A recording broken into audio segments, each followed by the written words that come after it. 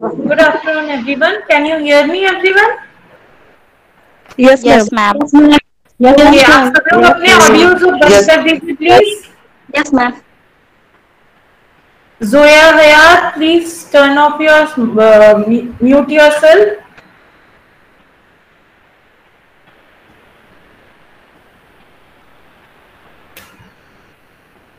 सब लोग आ गए हैं, आप लोग के फ्रेंड्स वगैरह. हम स्टार्ट करते हैं.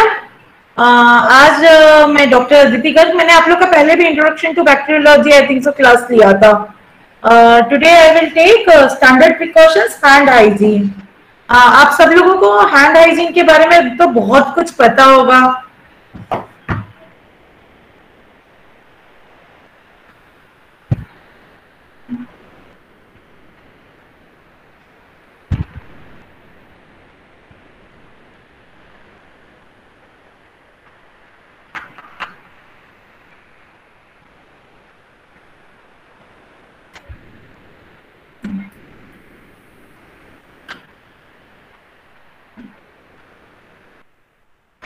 आज today we will start with hand hygiene. आप सब लोगों ने काफी कुछ हैंड हाइजीन के बारे में अभी कोरोना के कारण पढ़ा होगा. हैंड हाइजीन कैसे करते हैं, क्या करते हैं, कितनी देर के लिए करते हैं, और क्या क्या प्रिकॉशंस लेने चाहिए हैंड हाइजीन के वक्त. ये सब चीजें बहुत इंपॉर्टेंट है.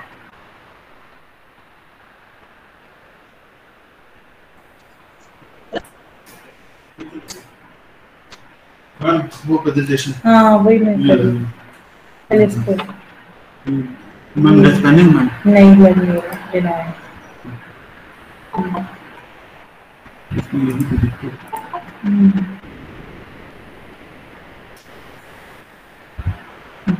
प्लीज आप लोग में से कोई भी प्रेजेंटिंग मोड पे मत जाइएगा.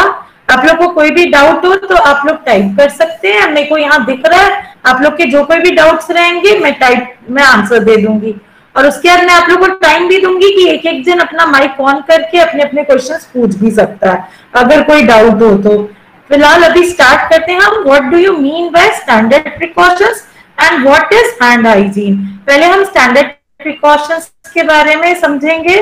तो अब मैं एक केस सिनेरियो आप लोग को एक्सप्लेन करूंगी कि एक typical day in a hospital. आप लोग सुबह घर से आते हैं, फ्रेश होकर हॉस्पिटल में आए. हॉस्पिटल में अपना ड्रेस जब तो आप लोग रहते ही हैं, आप लोग को अपना काम टेक ओवर में मिलता होगा कि हमें ये काम करना है, ऐसे करना है. हम लोग को पूरा दिन 9 से 5 रहना है, 8 से 2 की ड्यूटी है. तो वो सब सिस्टर्स, सब ओटी टेक्नीशियन, सब डॉक्टर्स, सबका एक टिपिकल डे डिसाइडेड होता है. अब उसमें आती है बात कि हम लोग को अपने आप को कैसे इन्फेक्शन से बचाना है और हमारे द्वारा एक पर्सन से दूसरे पर्सन में इन्फेक्शन कैसे बच सके. तो उसके लिए हमें कुछ प्रिकॉशंस लेने पड़ते हैं. एक तो बहुत इंपॉर्टेंट थिंग है, हमें अपना हाथ, जो कि our hand is the most common place जिससे इन्फेक्शन इधर से उधर ट्रांसफर होता है. तो उस हाथ को हर आधे घंटे, हर 20 मिनट में हैंड हाइजीन करके, या तो आप सैनिटाइजेशन करें या हाथ सोप और वाटर से वॉश करें. तो that is the common precautions which all of you have to take. और उसके बाद देयर आर 5 डिफरेंट प्लेसेस जहां आप लोग को हाथ बहुत इंपॉर्टेंट है कि पर्टिकुलरली क्लीन रखना. तो वो भी मैं अभी आपको बताऊंगी.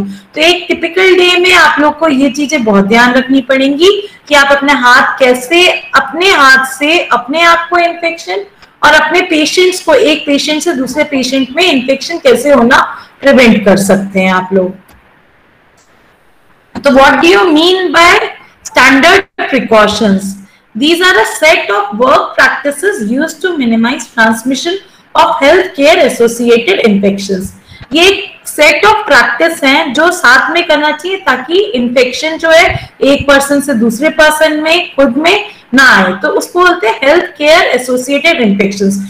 वो इन्फेक्शंस जो एक पर्सन से दूसरे पर्सन में गया, एक पेशेंट से दूसरे पेशेंट में गया, पेशेंट से किसी स्टाफ में आ गया, स्टाफ से किसी डॉक्टर में आ गया, डॉक्टर से किसी पेशेंट में आ गया. तो पूरी एक साइकिल को जो प्रिवेंट करने के लिए प्रिकॉशंस होते हैं उनको स्टैंडर्ड प्रिकॉशंस कहा जाता है. और ये प्रिकॉशंस बहुत जरूरी है कि रिगार्डलेस ऑफ द इन्फेक्शन मतलब आप लोग को लगे कि ये पेशेंट इन्फेक्टिव है तो इसके लिए स्टैंडर्ड प्रिकॉशंस यूज करें, ये पेशेंट में इतना इन्फेक्शन नहीं है तो इसमें स्टैंडर्ड प्रिकॉशंस नहीं यूज करें, ऐसा नहीं है। हर पेशेंट जिसको आपको ट्रीट करना है, जिसको आपको दवाइयां देना है, जिसको आपको सैनिटाइज करवाना है, हर चीज जो कि आपके काम के एरिया में है वो सबको आपको इन्फेक्शियस ही ट्रीट करना चाहिए और सबके साथ सेम स्टैंडर्ड प्रिकॉशंस को फॉलो करना चाहिए। तो these standard precautions are applied to healthcare workers regardless of infectious status of the patients and to ensure a basic level of infection prevention and control. अब इस कंपोनेंट्स ऑफ स्टैंडर्ड प्रिकॉशंस क्या क्या होते हैं? सबसे important component of standard precaution is hand hygiene. उसके बाद बहुत important part of standard precautions is personal protective equipment, जो कि पीपीई के नाम से आप लोग आजकल तो काफी सुन रहे होंगे। Third very important is safe use and disposable और शार्प्स। सारे शार्प्स का अच्छे से यूज करना, उनको सही जगह पे, सही कैरी बैग में, सही बॉक्स में डिस्कार्ड करना। तो that is a very important part of standard precaution. Then respiratory hygiene and cough etiquette. खांसी आ रही है तो अपने चेहरे के ऊपर हाथ रखो, मास्क पहनो, थूक आ रहा है तो उसको प्रॉपर डस्टबिन में फेंको। ये आप लोग को खुद के लिए नहीं, अपने अगल बगल के सब लोगों के लिए भी ये सेम चीज अप्लाई करना बहुत जरूरी है। फिर बायोमेडिकल वेस्ट मैनेजमेंट, कौन सा कचरा कहाँ जाना है, कौन सा सामान कहाँ जाना है, कौन सा पेशेंट का सामान है वो किस जगह रखना है, किस बायोमेडिकल वेस्ट डस्टबिन में डिस्कार्ड करना है, ये आपको आगे की क्लासेस में बताया जाएगा। एप्रोप्रिएट हैंडलिंग ऑफ लाइनिंग, की बेडशीट्स को आपको सही से यूज करना है, पिलोज हैं उसको सही से यूज करना है, बेडिंग को सही से क्लीन करके रखना है, अगर डिस्कार्डिंग है तो उसको कहाँ डिस्कार्ड करना है। ये 5-6 चीजें हैं जो बहुत इंपॉर्टेंट पार्ट है स्टैंडर्ड प्रिकॉशंस के लिए। बट इन सब में, इन 5-6 और इंपॉर्टेंट थिंग में सबसे important is hand hygiene. Hand hygiene अगर प्रॉपर रहेगा तो आपका बाकी सब चीज आप धीरे धीरे ट्राई करके बेटर कर सकते हैं। तो अब हम हैंड हाइजीन पे आएंगे। तो हैंड हाइजीन में सबसे पहले आपको ये जानने की जरूरत है कि हमारे हाथ में कौन सी रेजिडेंट फ्लोरा है। मतलब मैंने आप लोग को पहला क्लास में बताया था इंट्रोडक्शन ऑफ बैक्टीरियोलॉजी में कि नॉर्मल फ्लोरा क्या होता है, ट्रांजिएंट फ्लोरा क्या होता है। अगर आप लोग को अच्छे से याद होगा तो आपको पता होगा नॉर्मल फ्लोरा वो फ्लोरा होता है जो कि हमारे स्किन में हमेशा बना रहता है। बट अगर वो जो है इम्यूनो कॉम्प्रोमाइज स्टेटस हो जाए या कोई एब्रेजन हो जाए, कुछ हो जाए, तो ये नॉर्मल फ्लोरा भी इन्फेक्टिव हो सकता है। तो देखो ये जो रेजिडेंट फ्लोरा होता है जो हमेशा हमारे स्किन ऑफ हैंड पे रहता है, और ट्रांजिएंट फ्लोरा वो होता है जो थोड़ी देर के लिए आता है, बट अगर proper hand hygiene practices apply की हैं तो वो ट्रांजिएंट फ्लोरा चला जाता है। तो ये रेजिडेंट फ्लोरा जो है, जो नॉर्मल फ्लोरा है, वो कहाँ रहता है? स्ट्रैटम कॉर्नियम में, जो हाथ का स्किन का सबसे ऊपर का सरफेस है, स्ट्रैटम कॉर्नियम उसमें रहता है। और ये जो है ये नॉर्मल फ्लोरा रहता है, ये कोई पैथोजेनिक नहीं होता है, और इसका जो है एक पर्सन से दूसरे पर्सन में ट्रांसमिशन भी बहुत डिफिकल्ट होता है और इसको निकालना भी बहुत डिफिकल्ट होता है। दिस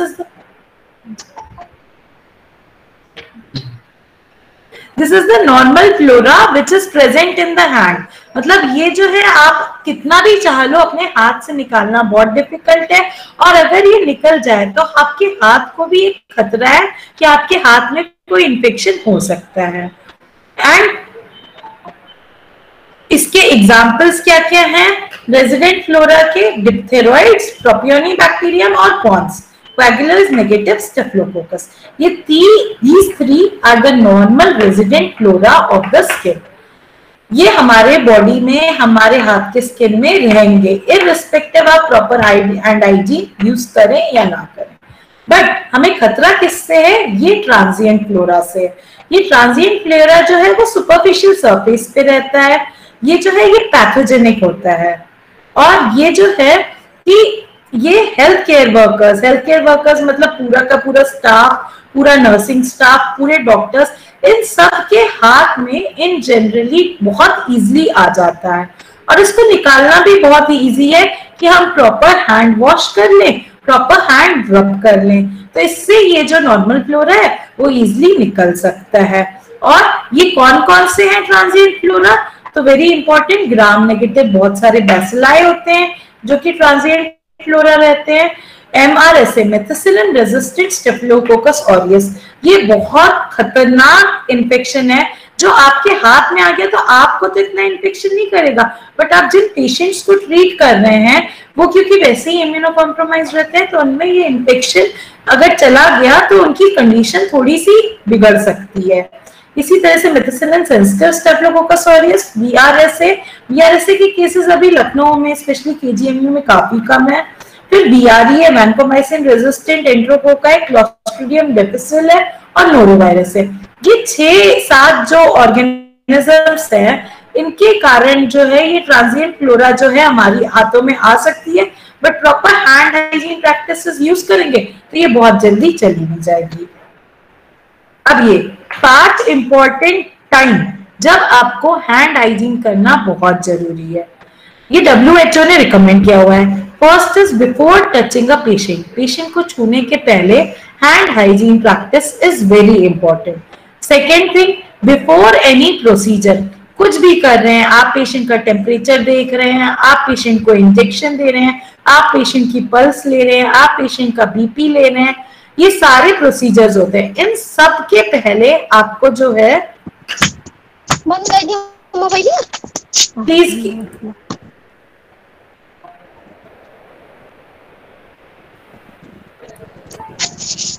और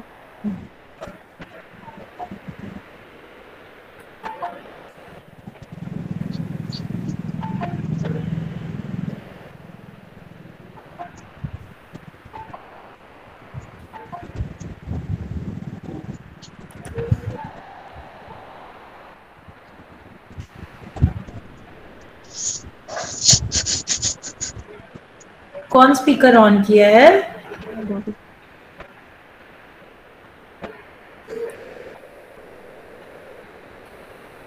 आप लोग को मेरी प्रेजेंटेशन दिख रही है? Yes ma'am. ठीक है, तो अब मैं बताती हूँ सेकेंड पॉइंट। मैं बता रही थी बिफोर अ प्रोसीजर, कोई भी प्रोसीजर करने से पहले आप लोग को हैंड हाइजीन प्रैक्टिस फॉलो करनी है। फिर उसके बाद आफ्टर अ प्रोसीजर प्लीज आप लोग प्लीज माइक बंद करें। कौन है ये? आकाश, प्लीज अपना माइक बंद करो। DMLT 54 आकाश प्लीज अपना प्रेजेंटेशन नहीं आ रहा है मैम, प्रेजेंटेशन नहीं आ रहा है।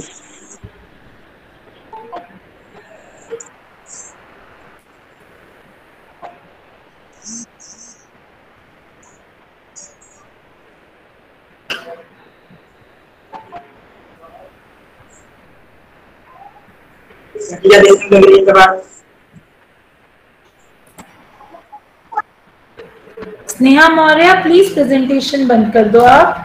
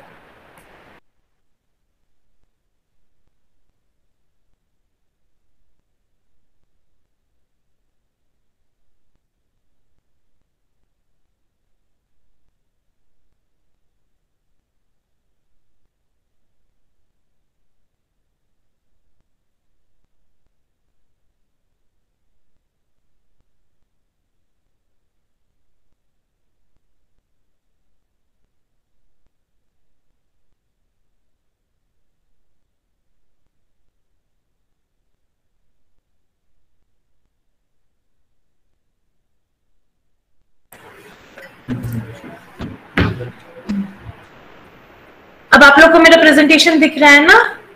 Yes ma'am. ठीक है, अब आप लोग अपना माइक बंद कर लीजिए प्लीज। तो आफ्टर अ प्रोसीजर, कोई प्रोसीजर पूरा होने के बाद भी आप लोगों को हैंड हाइजीन प्रॉपरली फॉलो करना चाहिए। जैसे कि आपने इंजेक्शन दे दिया है, उसके बाद प्रॉपरली हाथ को सैनिटाइज करो। आप लोगों ने पूरा का पूरा पेशेंट का थर्मामीटर से टेम्परेचर लिया है तो थर्मामीटर को भी सैनिटाइज करो, अपने हाथ को भी सैनिटाइज करो। या तीसरा है after touching a patient, patient को कभी भी किसी भी रीजन से टच कर रहे हैं तो उसके बाद भी आपको हैंड सैनिटाइजेशन करने की, हैंड हाइजीन फॉलो करने की बहुत जरूरत है। और after touching the patient surroundings, मतलब आपने अगर पेशेंट का बेड टच किया है, पेशेंट का समझ लीजिए जो फ्लो चल रहा है उसी को बस चेंज किया है, तो भी एक बार हैंड हाइजीन प्रैक्टिसेस फॉलो करने की बहुत जरूरत है। तो देखिए वही मैंने इसमें लिखा हुआ है कि moment 1 and 4 before and after touching a patient, जैसे before and after shaking hands, helping a patient to move around, get washed, washroom वगैरह के लिए पेशेंट को लेकर गए, अप्लाइंग ऑक्सीजन मास्क लगा रहे हैं पेशेंट को, तब फिजियोथेरेपी देते वक्त पेशेंट को, तब आपको बहुत जरूरी है हैंड हाइजीन फॉलो करने का। Taking pulse, blood pressure, auscultation, palpation, ECG लेते वक्त, इन सब के वक्त आपको पहले पेशेंट का ये सब करने से पहले और बाद में आपको दोनों टाइम पे हैंड हाइजीन फॉलो करने की बहुत जरूरत है। वैसे मोमेंट्स 2 and 3 यानी before and after any procedure, तो वो दोनों टाइम पे भी, जैसे कि आपने स्किन लेजन का केयर लिया है, वुंड ड्रेसिंग किया है, कोई सबक्यूट इंजेक्शन दिया है, कैथेटर इंसर्शन किया है, ड्रेनेज सिस्टम कोई अप्लाई किया है, पेशेंट को आई ड्रॉप्स या कोई भी दवाई वगैरह दी है, कोई भी इन्वेजिव प्रोसीजर में हेल्प किया है, और कोई कंटामिनेटेड, मतलब एक जगह जहाँ पेशेंट के कोई पस है, एब्सेस है, वहां टच किया है, वहां से आप नॉर्मली स्टेराइल बॉडी साइड पे जा रहे हैं, तब भी आपको हैंड हाइजीन फॉलो करना बहुत जरूरी है। और उसी के वक्त after touching the patient surroundings, यानी यही परफ्यूजन स्पीड एडजस्टमेंट किया है, अलार्म कुछ चेक किया है, पेशेंट की कुछ रिकॉर्ड्स चेक किए हैं, पेशेंट का बेड ही पकड़ के आप खड़े हुए थे तो उसके बाद भी आपको हैंड हाइजीन फॉलो करने की बहुत जरूरत है। कि बेडशीट चेंज की है, पेशेंट के बेड को पूरा क्लीन किया है, तब आपको बहुत जरूरी है हैंड हाइजीन फॉलो करने की। अब हैंड हाइजीन 3 टाइप से होता है। पहला है हैंड रब, दूसरा है हैंड वॉश और तीसरा है हैंड स्क्रब। हैंड रब मतलब सैनिटाइजर लेकर हाथ को क्लीन करना, दैट इज कॉल्ड हैंड रब। हैंड वॉश मतलब सोप और वाटर से हैंड वॉश करना, उसको हैंड वॉश कहते हैं। और हैंड स्क्रब जो है, जो ओटी से पहले जो सर्जन्स, नर्सिंग स्टाफ करता है, that is called hand scrub. तीनों चीज बहुत अलग अलग हैं। हैंड रब में आप क्या यूज करते हैं? सैनिटाइजर। सैनिटाइजर में क्या होता है? 70% isopropyl alcohol. It is a content of hand रब। ये हाथ में लगाते हो, हाथ को प्रॉपरली स्टेरिलाइज करते हो और फिर हाथ को सुखा लेते हो हवा में, पानी यूज नहीं करते। दैट इज हैंड रब। अब हैंड वॉश क्या है? हैंड वॉश ये है कि पानी और साबुन से आपने अच्छे से हाथ को धोया है और हाथ को अच्छे से सुखाया है, तो ये पार्ट है हैंड वॉश का। हैंड रब में followed during 5 moments of hand hygiene. Hand hygiene के जो मैंने 5 मोमेंट्स बताए थे तब बहुत जरूरी है। अगर आपके हाथ में कोई डर्ट ही नहीं है, डर्ट नहीं है, मतलब आपको विजिबल कोई हाथ गंदे नहीं लग रहे हैं, तो आप हैंड रब कर सकते हैं। अगर आपके आसपास पानी नहीं है तब आप हैंड रब कर सकते हैं। बट अगर आपके पास कोई हाथ में गंदगी लग गई है, पेशेंट का ब्लड लग गया है, पेशेंट का कोई बॉडी फ्लूइड लग गया है, पेशेंट की यूरिन, तो आपको हैंड वॉश प्रोसीजर फॉलो करना है। ठीक है, ये बहुत इंपॉर्टेंट है। और ये क्या है, क्यों करना है हैंड वॉश? क्योंकि हैंड वॉश से स्पोर फॉर्मिंग ऑर्गेनिजम्स जो कि हैं, क्लोस्ट्रीडियम डिफिसिल है, नॉन एनवेलप्ड वायरसेस हैं जैसे नोरोवायरस, रोटावायरस, एंट्रोवायरस, ये सारे के सारे चीजें हैंड वॉश से निकलती हैं, हैंड रब से नहीं निकलती हैं। तो ये चीज बहुत इंपॉर्टेंट है कि हैंड वॉश कब करना है। अब ये कैसे करते हैं हैंड वॉश, आप सबको पता होगा, तो आप सब लोग ये कीजिए। मैं आपको बताती हूँ। पहले हाथ को हाथ से जोड़ के, पाम टू पाम, पहले ये किया जाता है।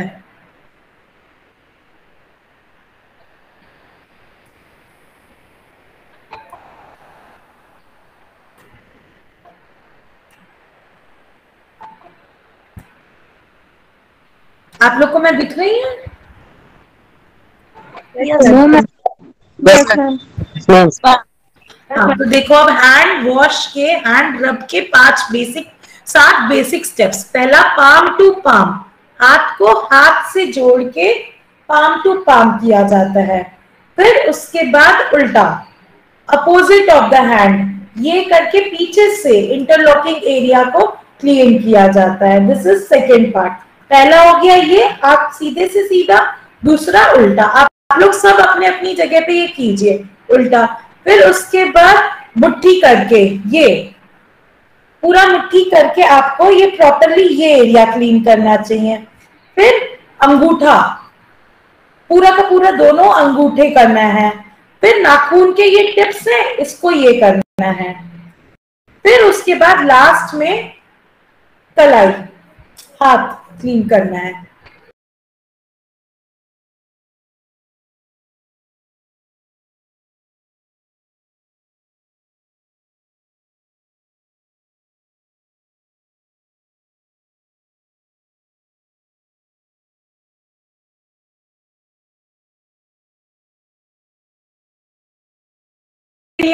करना है, फिर मुट्ठी बनाकर करना है, फिर अंगूठा, फिर उसके बाद नेल्स और लास्ट में कलाई।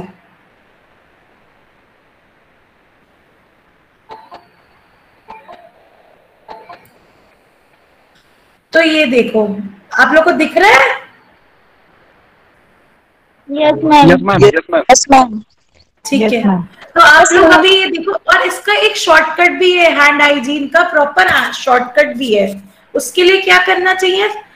सीधा एस सुमन करके एक शॉर्ट फॉर्म है जो कि आप लोग को याद करना है, और इससे हैंड हाइजीन बहुत इजी तरीके से फॉलो हो जाएगा। सुमन का एस मतलब सीधा, सीधा। फिर यू मतलब उल्टा, उल्टा हाथ। फिर एम मतलब मुट्ठी, मुट्ठी करके। फिर ए मतलब अंगूठा। फिर एन मतलब नेल्स। तो ये सुमन, ये 5 स्टेप्स आपको याद रखने हैं और ये प्रॉपरली फॉलो करने हैं। सीधा, उल्टा, फिर उसके बाद मुट्ठी, फिर उसके बाद अंगूठा, फिर नाखून, और सुमन के करके लास्ट में कलाई। तो सुमन के साथ आपको हाथ धोना चाहिए। ये एक बहुत अच्छा शॉर्ट फॉर्म है जो आपको याद रखना है और आपको इसको फॉलो करना है। सबको समझ गया है? Yes ma'am. Yes ma'am. Yes ma'am. ठीक है, तो अभी मैं नेक्स्ट स्टेप पे बताती हूँ। अब ये देखिए, ये आपको फोटो दिखा, इसमें आपको समझेगा कि ये जो नीले एरिया हैं, अगर आप अच्छे से हैंड हाइजीन नहीं करें तो ये नीले एरिया बहुत कॉमनली मिस होते हैं। और ये जो लाल एरिया है, ये तो 110% टाइम, हर बार अगर आपने प्रॉपर हैंड हाइजीन नहीं फॉलो किया है तो वो आपके मिस होंगे। ठीक है, तो आपको ये चीज बहुत इंपॉर्टेंट है, आपको याद रखना है और ये आपको फॉलो करना है। Sorry, 1 minute.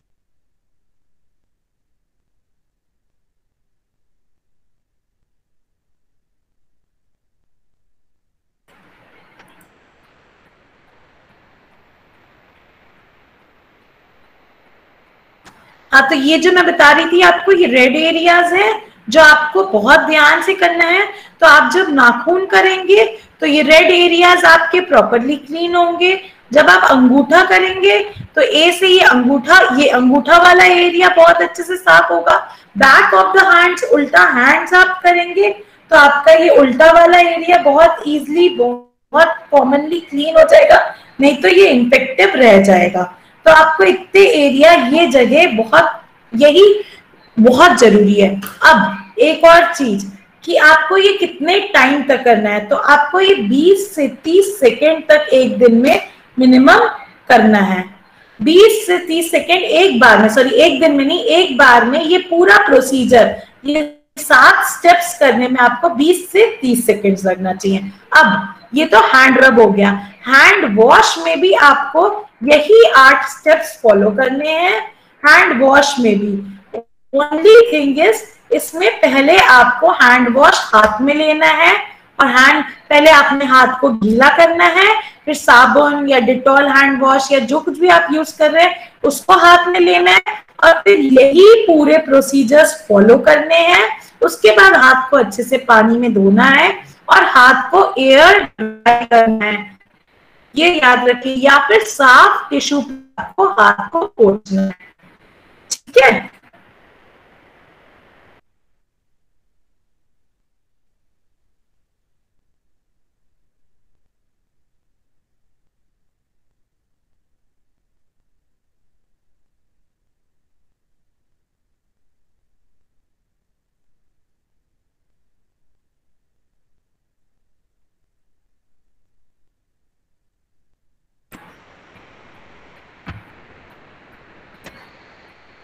अभी देखिए, अब ये तो हो गया हैंड रब। हैंड वॉश मैंने आप लोग को बता दिया कि आपको सोप लेना है, पानी से अच्छे से पहले पानी से हाथ गीला करना है, फिर सोप लेना है, सोप को आपको ये सब एरियाज में अच्छे से क्लीन करना है।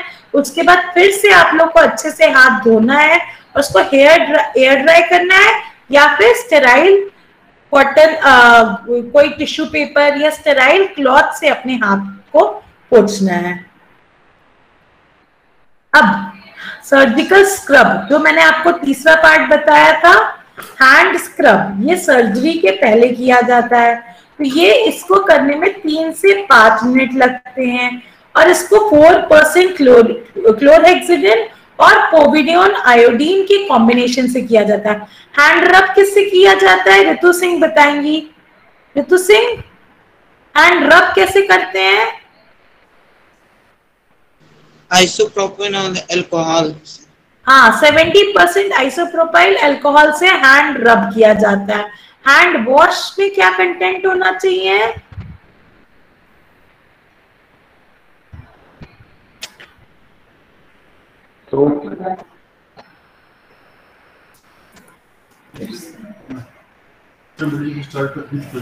शेयर नो करना रहेगा। ओके,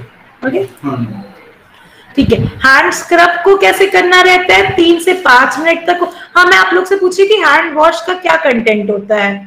हैंड वॉश का कंटेंट होता है क्लोरहेक्सिडिन, 4% वाटर एंड सोप लिखा है किसी ने, ज्योति ने, यस वेरी गुड। बट ये सोप का क्या कंटेंट होना चाहिए? 4% क्लोरहेक्सिडिन होना चाहिए सोप में। और हैंड स्क्रब, जब स्क्रब आ गया तो इसमें ये तीसरी चीज जो ऐड हो जाती है वो है पोविडोन आयोडीन।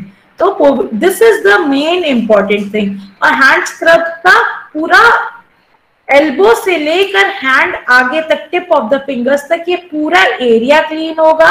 तो पहले आप क्लोरहेक्सिडिन और पोविडोन आयोडीन का सॉल्यूशन लेंगे, उसको हाथ में वही जो 8 तरीके मैंने स्टेप्स बताए थे, सीधा, उल्टा, इंटरलॉकिंग, मुट्ठी, अंगूठा, नाखून, ये पूरा का पूरा पहले अच्छे से स्क्रब किया जाएगा, फिर पानी से अच्छे से धोया जाएगा और ये 2 से 3 बार एक बार में किया जाएगा। तो इसको करने में 3 से 5 मिनट लगते हैं। देखो मैंने बताया हैंड वॉश के प्रोडक्ट्स में प्लेन सोप, कोई भी एंटीबायोटिक नहीं होना चाहिए हैंड वॉश में। और एंटीसेप्टिक हैंड वॉश जो आजकल आ रहे हैं उसमें देखिए क्लोरहेक्सिडिन ग्लूकोलेट होता है जो कि 4% होता है। Other products like povidone iodine solution, triclosan, ये हैंड स्क्रब के कंटेंट्स हैं। ठीक है, और अब हैंड रब के क्या है? तो देखिए 60 to 80% ethanol is recommended, 20 to 30 seconds होना चाहिए। और एक बार में कितना लेना चाहिए? तो 3 से 5 ml लेकर एक बार में करना चाहिए। ठीक है, जहां कहीं भी हाई रिस्क एरियाज हैं, जैसे आप आईसीयू में काम कर रहे हैं या फिर आप ओटी में काम कर रहे हैं, पेशेंट के लिए कुछ कैथेटराइजेशन वगैरह किए हैं, तो उसमें अल्कोहल एंड 2% क्लोरहेक्सिडिन का कॉम्बिनेशन यूज करके आपको करना चाहिए। अब आप लोग सोचते हो कि कुछ हैंड रब सिर्फ अल्कोहलिक होते हैं, कुछ हैंड रब विथ मॉइस्चराइजर्स होते हैं हिमालय वाले, तो ये सिर्फ एक मॉइस्चराइजिंग इफेक्ट देते हैं ताकि आपकी स्किन रिपीटेड यूज में ड्राई ना हो, बाकी इनका और कोई रीजन नहीं रहता है। अब ये बहुत इंपॉर्टेंट है, टेक नोट जो है, ड्राइंग ऑफ हैंड, हाथ को कैसे ड्राई करना है। Single use paper towels recommended, ठीक है। पैट हैंड टक टक टक टक करेंगे तो ही पानी में हैंड ड्राई हो जाता है। हैंड ड्रायर, बहुत जगह हैंड ड्रायर्स लगे रहते हैं, बट इसका कंट्रोवर्शियल है क्योंकि एक तो इससे हाथ में ह्यूमिडिटी रहती है और दूसरी बात ऐसे हैंड ड्रायर्स यूज करने से कुछ एरोसोल्स जनरेट होते हैं। Cloth towels are strictly prohibited for drying. अगर आपके पास अपनी खुद की टॉवल है या अपना खुद का रुमाल है तो बात अलग है, बट पब्लिक प्लेसेस पे क्लॉथ टॉवल्स का यूज करना स्ट्रिक्टली प्रोहिबिटेड है। ब्रश कभी नहीं हाथ में करना चाहिए, आर्टिफिशियल नेल्स कभी नहीं होने चाहिए, और नेल्स हैं तो उनकी लेंथ जो है वो बहुत कम होनी चाहिए, ठीक है। तो this is what hand hygiene. आप लोग को कोई डाउट्स, कुछ प्रॉब्लम?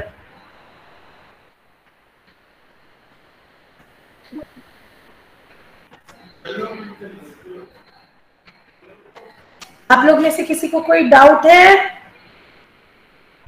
मैम ABR और HR क्या होता नो मैम। किसी को कोई क्वेश्चन है तो प्लीज आप लोग पूछ सकते हैं। मैम इसके प्रीवियस स्लाइड में ABR और HR था, ये क्या है मैम? HR मतलब हैंड रब। Okay ma'am. और ये जो ABR है ये alcohol based rubs. ABR is alcohol based rubs और HR इज हैंड रब, ठीक है। Okay ma'am, thank you ma'am.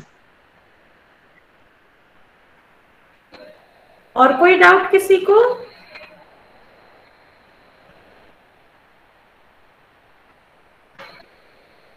तो अभी आप में से कौन वीडियो ऑन करके हैंड हाइजीन के सारे प्रोसीजर्स हमें समझाएगा? हम भी वीडियो देखना चाहेंगे। Shikhar Upadhyay, yes ma'am. Video on करो और स्टेप्स ऑफ हैंड हाइजीन बताओ।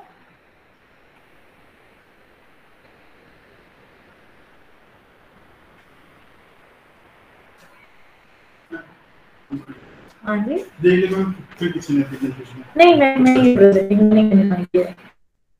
वीडियो बंद कर दो। प्रेजेंटिंग कैसे बंद होता है? नहीं, मैं आपसे क्वेश्चन पूछ रही हूँ। प्रेजेंटेशन ठीक है, अब आप लोग में से कौन मुझे हैंड हाइजीन के स्टेप्स समझाएगा, दिखाएगा करके?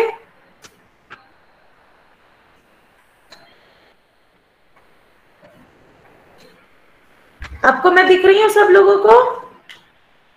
Yes ma'am.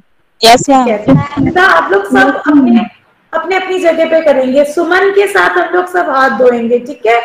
तो हाथ सीधा, फिर उल्टा, फिर मुट्ठी, फिर अंगूठा, फिर नेल्स और लास्ट में कलाई। मैम इंटरलॉकिंग हाँ जी, इंटरलॉकिंग स्टेप कब करेंगे? आवाज नहीं क्लियर आ रही है बेटा, कौन बोल रहा है? Ma'am interlocking step ma'am.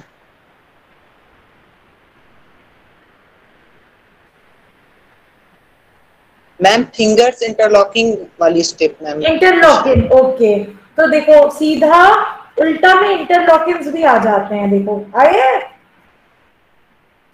ये इंटरलॉक हो गया ना, लॉक हो गया, इंटरलॉक होता है। तो सीधा, उल्टा, मुट्ठी, दोनों हाथ को एक एक बार किया जाता है, ठीक है।